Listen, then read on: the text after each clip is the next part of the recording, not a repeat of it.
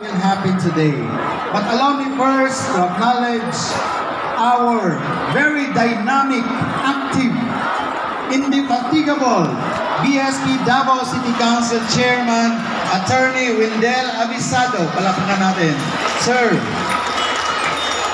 And to all the members of the Local Council Executive Board, our Regional Director, Alan Farnazo, will be joining in a while.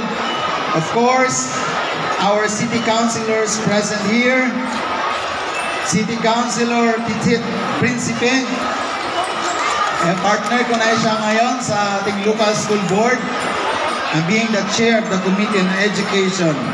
We also have here Councilor Sweet Advincula, ang aking kaibigan na para ko na rin kapatid, si Councilor Ragdi. Yan. Very active din ito, no? And for sure, he will be joining in all our undertakings. Sa ating mga friends, scouters coming from Malaysia and Indonesia, thank you so much for joining us today. Again, it is with immense pride and deep gratitude that I stand before you today to celebrate a significant milestone, the 60th founding anniversary of Davao City Council Boy Scouts of the Philippines. For 6 decades, our council has stood as a stronghold of values-based leadership, patriotism, and civic service.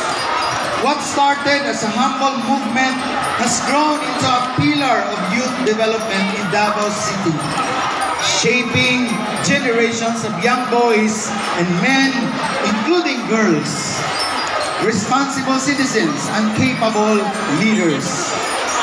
Over the years, we have reached extraordinary heights. Our membership has already reached 25% of the population of students in Davao City, both public and private. We reached already more than 100,000 members. Ang dami na natin sa Davao City. Pero pangako ko kay Sir Wendell, dadamihan pa natin ito kung kaya natin maging 50% of the entire population this year. Kasi nga, challenge ko, even private schools can also join our movement. We have consistently ranked among the top performing councils in the region and even at the national level. A testament to the hard work and dedication of our leaders, our volunteers and scouts. We have produced national awardees and 10 outstanding Boy Scouts of the Philippines, bringing pride and honor not just to Davao City, but for the entire scouting movement. Our scouts have represented the country in international jamborees and leadership training, waving Davaoenyo flag with courage, skill, and integrity. We have championed community service projects, disaster response initiatives, environmental campaigns, and peace-building activities, becoming true stewards of service and compassion.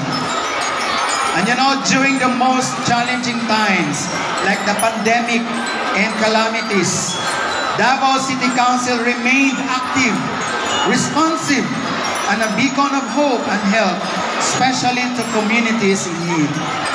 And just recently, we celebrated a series of council level and regional wins, including the best local council implementation, leadership development, and program innovations in the scouting movement. At alam nyo, mga bata,